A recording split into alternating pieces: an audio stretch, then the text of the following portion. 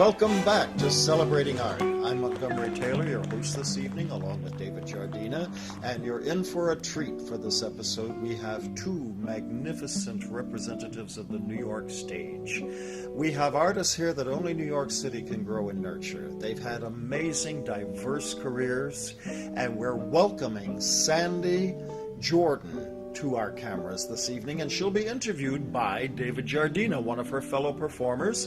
Do take notes. There's going to be a lot of information for you when you learn about some of the history as viewed firsthand by two of New York's outstanding artists. So, stay tuned and join me as we watch David Giardina interview cabaret singer, writer, author, dancer, performer, and painter Sandy Jordan. Old black magic has me in its spell. That old black magic that I feel. Well, I'm so happy to see you, David, dear.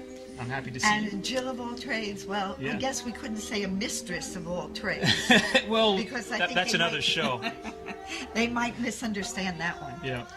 Yeah, I was always creative. Even as a child, I was doing. 1 minute was art. I put shows on in the garage. I painted. I sketched. I was just a mess. All my school books. I mean, I was always in trouble for drawing on them. You couldn't even read them. And then I was singing, and then I was acting, and then. So where was this childhood? Oh, Where I did it all upstate start? New York, Upstate and the New only thing we could have up there was I studied tap dancing and played classical cornet, and there was nothing else to study. I mean, I couldn't wait to get to New York. Finally, we got here. When did this all start for you? How old were you? I was 16. I wanted to study singing, so my mother brought me to Carlo Menotti.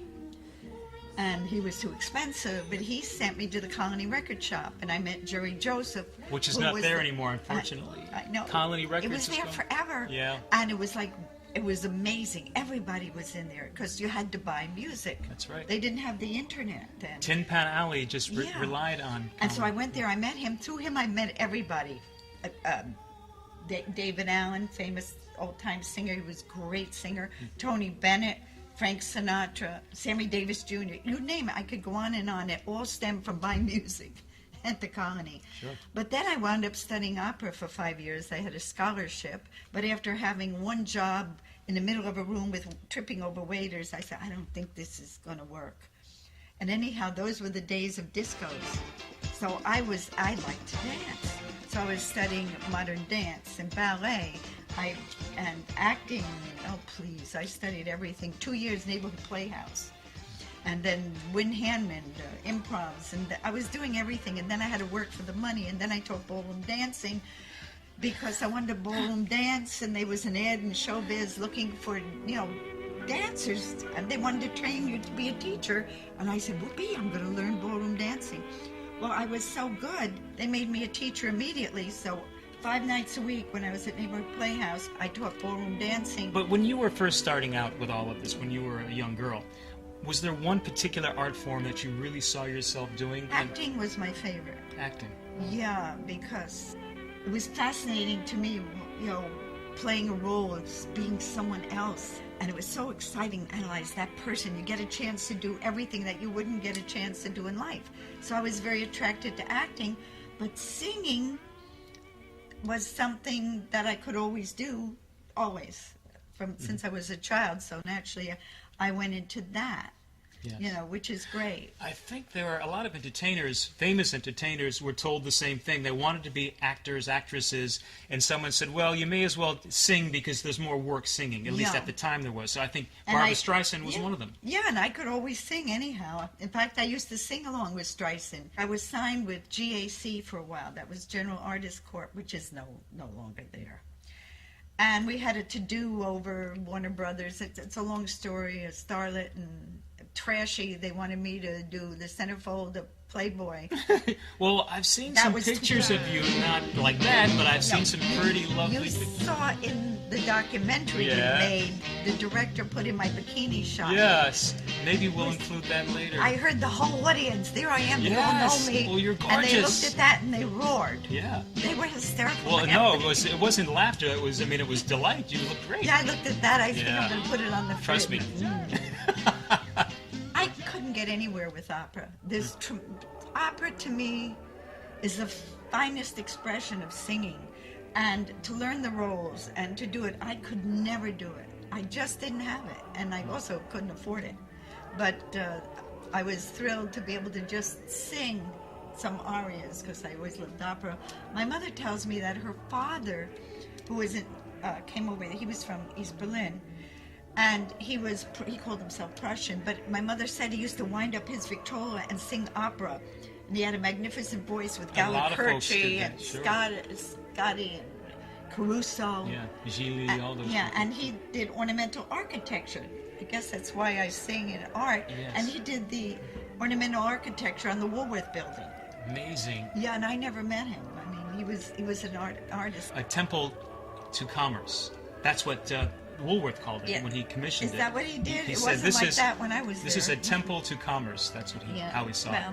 My grandfather helped him create all those pretty little Amazing. cornices and cupids and whatever. The tallest building in New York City. All right, No, maybe that was Empire. Yeah, initially though, I think. Oh, I think at one time, I don't know. I liked the Chrysler building, but it was too late. You know, Yes. But my grandfather didn't do that. At one point, the Flatiron Building was even the tallest. He did that. Yeah. Wow, he did that too. Yeah. That was Tallest the building other, for a year. That was another one. Until He the did Woolworth building, I think, architecture. Yeah. Well, the story of King Kong, the famous movie, Miriam C. Cooper had the idea to have an ape climbing the tallest building in the world. Yeah. So at first it was going to be the Woolworth building, because that at the time was the tallest I didn't building. know that. And then his office later was right across the street from the New York Life building. So King Kong was going to climb the New York Life building. But then the Chrysler building came along, and they said, okay, he's going to climb the Chrysler building. But then at the very last minute, the Empire State Building put the antenna on top, which made it bigger than the Chrysler building, so he climbed that. Yeah, New York has a wonderful history. Yes.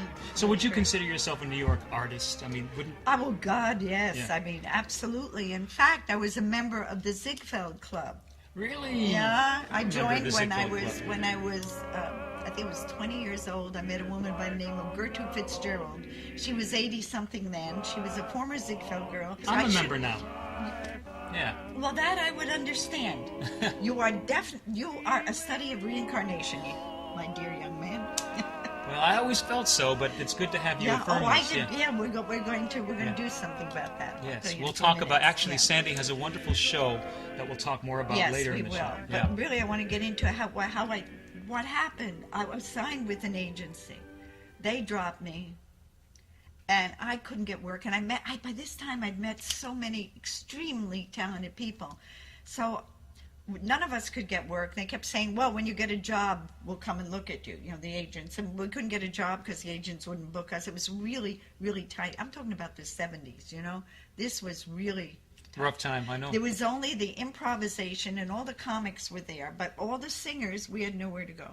So I got the big idea. I convinced people that I knew all these people and I had connections, because then I was working on charities and started junior member hither and thither. And that I met a lot of people who had enough money to go to restaurants and places, and I started S.T. Jordan Enterprises, and I ran a lot of celebrity nights, and that's how I met Rodney Dangerfield, and I opened for him as a singer many times. Bette Midler came in and worked on her stuff, and a lot of other people, Jimmy Walker, Dave Brenner, and all that. Wow. So I had shows all over the city, and then I would package shows out of that. Agents would come in, but they kept saying, oh, you're so talented, but we can't book you. So what I did, I said, Why with wouldn't they book you? because they had so many people, they signed contracts, and they had to book, they give them X amount of work. This is what and so I couldn't get work. So what I did, I got myself the work. People came in, saw me, and recommended me. That's how I got to Las Vegas. I worked in the lounge. I went with a singer and a comic, so the 3 of us, and I would write this little review. And it was cute. We did comedy, because I was half of a comedy act in the mountains. We're gonna hitchhike up to the Catskills. We know the highway, Route 17. I was with Hilda Vincent. We did an act about our mothers. She was Jewish, I wasn't. So I bought her for insurance. It was funny, We did this very funny show. We were a big hit because we worked during the week to all the mothers. So our act was about mothers, and I'd sing a little. And to sum up the show very quickly, at the end of the show, everything our mother said was the same thing at the end of the show. She's Jewish, I'm not. end of the show, she'd look at me and she'd say, "But Sandy, I don't understand. Your mother's saying the same thing. But she's not Jewish." I'd say, "Well, you tell her." So the women would love this. One night, little lady says, "Darling, come here." I go to the end of the stage, one this big stage, 200 people in the room, and this little lady sitting there by the stage. "Darling." I go, "Yes?" She says, "I'm Rose." "Hi, Rose. What is it?" "I want you should do something. You tell your mother not to worry. My son is such a nice boy. You get married, tell her not to worry." I said, "Rose, I'm not Jewish." She said, "You convert." Of course you She will. stole the show. That's great. We were hysterical. I Wow. jumped off stage, gave her a hug. Then I had to climb back on. I did this whole funny bit. We did a lot of comedy. That's great. But I brought a lot of singers up there, and I brought a lot of comics up there, and I did variety shows. I like working with people. And I did shows like that around the city, and I fundraisers in hotels, and I quit singing, I'd say maybe 10 times, and went back the next day. I don't know, it was so painful. Yeah. I designed my entire existence around one thing: not getting up early in the morning. Used to disco all night at Studio 54 when I Sure. wasn't singing. Living the life, yeah. Do you know what the miracle is? Surviving this long doing what I love to do. But I've always had to add, because you have to have a strong stomach. I mean, how you can? I've been bankrupt. I've been at rock bottom so many times. It's like feast and famine, and it's you just have to have a strong stomach and really love what you're doing. Sure. And I'm creative. Yeah. And oh, by the way, I'm also technical. I build my own websites. I love technology. Can't beat that. Oh, I love it. Yeah. So you think on your feet, which is a really good thing to do. Yeah. Especially when you're a multitasker, you have to know how to think on your feet. Yeah, it's sometimes it's hard because one minute I'm the psychic, then I'm writing a book, because I've written a few books these years, 2 handbooks on how to live. It's wonderful. They're based on all the things I should have done. Interesting. We're with Sandy Jordan, who, as I mentioned, is a Jill of all trades. She is a true New York artist on many levels, and she is actually the head of a production company, an arts production company called New Apple Productions, which handles what, Sandy? Well, I have a partner, Doug Lip. He adds and subtracts. He's an accountant. You need those. Yeah. I need those. But actually, the problem is I think I'm doing more adding than he is. No, okay. he keeps subtracting. But anyhow, we're having a lot of fun building this. And through this, we built a wonderful documentary. Something I want to do all my life. Sandy Jordan's World of Jazz and Cabaret. I did not name it. They did. But it's true. It is my world. And everybody in it, even though they're very well known in jazz or well known in, because they starred on Broadway and everything like that, no one knows them. The world doesn't know them.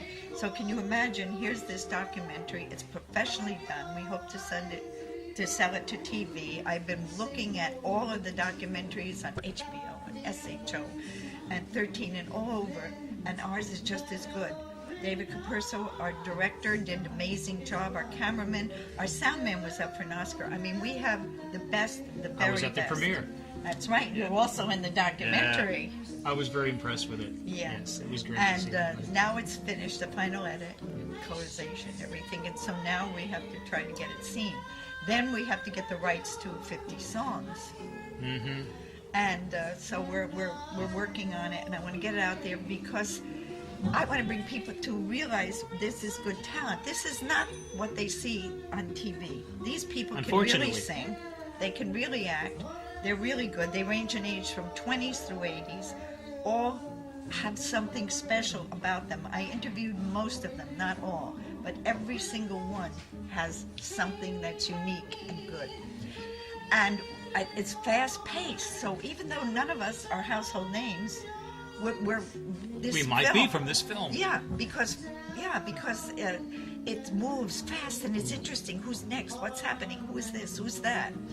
It's the same feel we had the Algonquin. They loved it. Who's here? Who's there?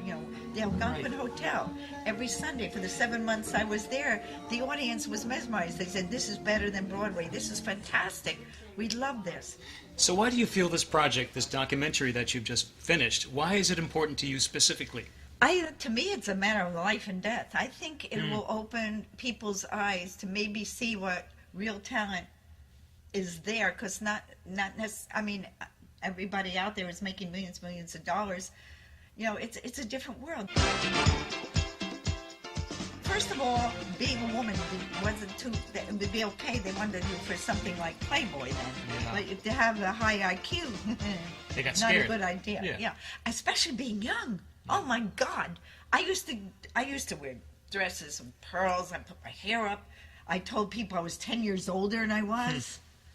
You know, and they still said I was young. Now I tell you, 10 years off.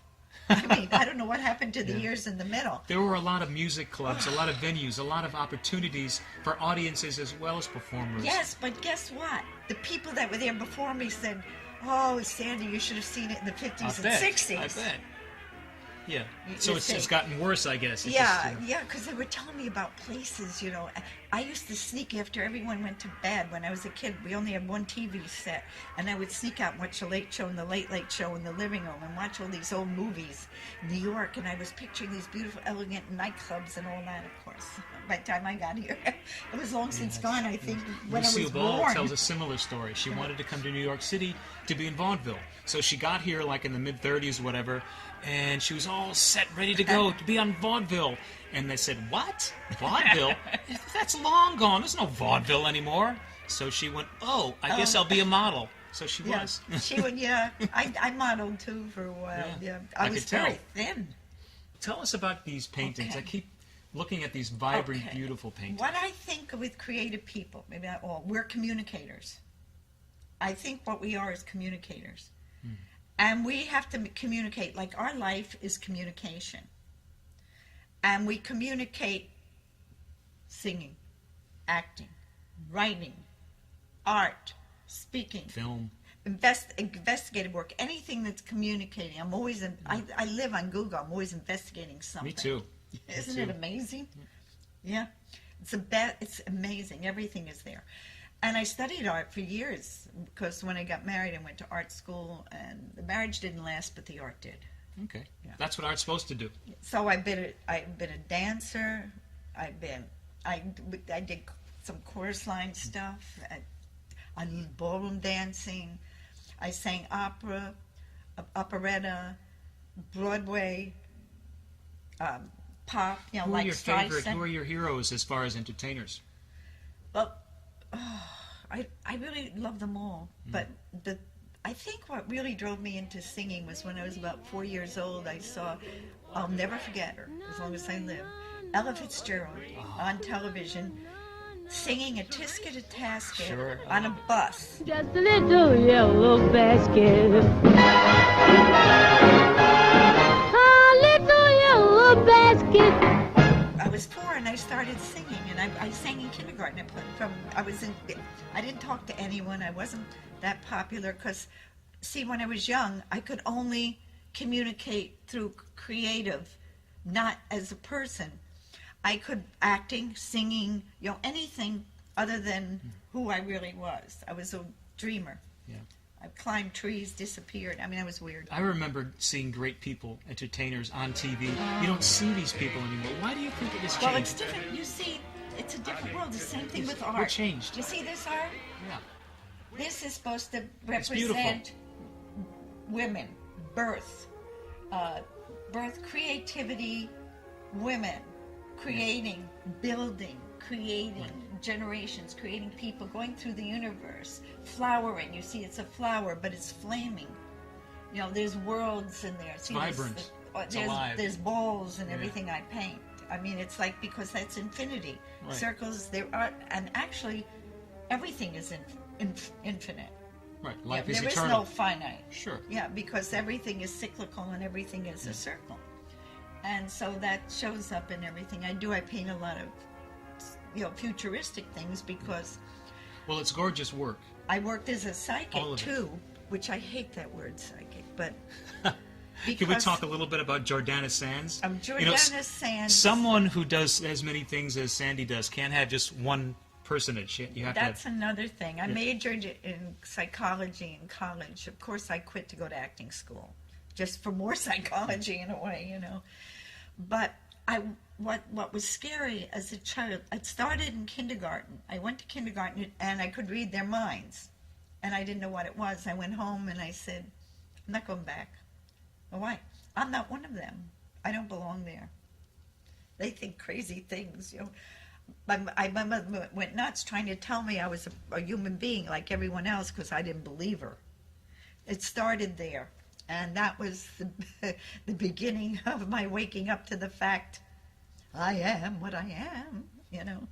So I was my own person as a child. When people say, and that's why I never got into drugs or doing crazy things. Good. Focus. Because I had nothing to rebel from. I was free in my mind. Mm-hmm. My mother allowed me to be myself, even though she scratched her head wondering where the hell I came from.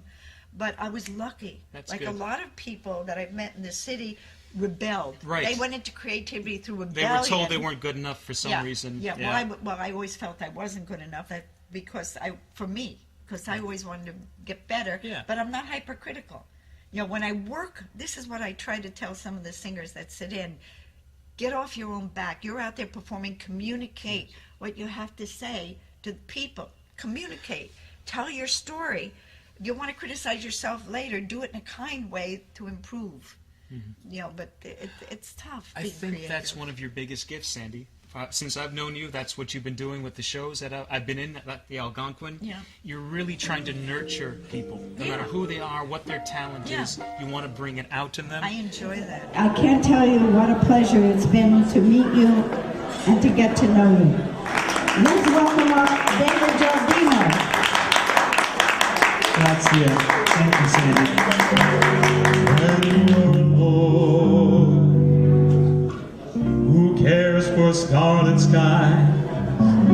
When you're alone, the magic moonlight dies. Giardina Sands is psychic, and my movie, it will hopefully be out soon. And now I've written a psychic reality situation comedy interview program. Because how could I do a TV program without bringing all of you with me? So we'd be very disappointed if it weren't all of that and more. Yes. So what it's going to be, it's called The Three Psychics. Only two of us are on the planet, and the third is up here on the wall. She came to me from out of nowhere, like the song. I mean, I was painting like a still life, and it turned into a woman in a painting. Which happens. So this is a reality TV show that you're developing now? Yeah. What is the premise? It's called The Three Psychics is the working title. And what it is, it's myself, Diana Navarro, and who's a psychic. But it's a situation comedy because I have a cast of four neighbors that are in it, and they blend in a very strange way, which is perfect. And then we have people that will be coming for readings, and then we'll have people that will come in and out of it, of which you will be one. You're going to be a reincarnation. All right. And part of it is reality, because there is going to be reality. Because I'm going to bring on guest mediums, and I'm going to bring on people who really need to be read. And then we're going to have us, the situation, comedy, all the craziness. In fact, I've written a shooting script that is like no other. I've never seen anything like this. I hope the world is ready for us. Well, Sandy, before we close, I just want to ask, is there anything that you want to share, a message that you want to give to New York, because that's where we are, basically, but to the world, because all the world is watching? Okay. Well, first of all, the word is change.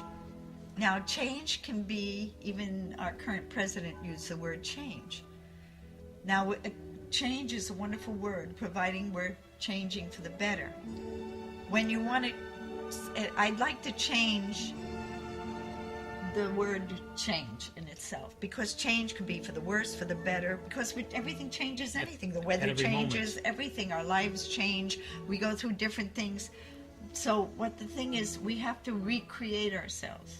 Everybody, because right now I feel that psychically the universe is speeding up, everything's speeding up, the energies are changing on the planet, and I don't care what age group we're in, we have to recreate ourselves, because things are changing socially, economically, spiritually, creatively, and it's going to be Are you positive? Are you for positive change? Yes. Are you for growth? We have to keep recreating ourselves and find joy right. in everything we do. Well, essentially, change happens Health. at every moment. So Yeah, the more health. conscious we are of that fact, the less we're going to be afraid of change, and the Yeah. more we're going to be actively involved in the Exactly. change, and we're going to Exactly. create the changes Yeah. that we say we want. Yeah, like you talk about the music today is so different. Well, it's like the art. Yes. The music is as disorganized as the paintings today. Right. It looks like they took the paint, they threw it on there, Reflects and our smeared it. focus or lack of focus. Yeah. And people see what they want in it. But in a way, they probably like that too. Like they love my surreal paintings because they're so weird. Right. People look at it and they all see something different in it, which is Isn't it so funny how much fun. we're kind of programmed to think or not think Yeah, about yeah, I things? love it when they Well, think. thankfully we have Sandy Jordan here who's bringing beauty back to art. And Absolutely. It's so wonderful that that you're here sharing all of this with us. Thank you for asking And you me, have to be David. back at least 10 times because we have to maybe scratch the surface of what you do. It's hard in a half-hour show. People like you make it very difficult for Oh, us. you're such a sweetheart. Oh, you are too. And you're so talented too, Thank you. David. I appreciate that.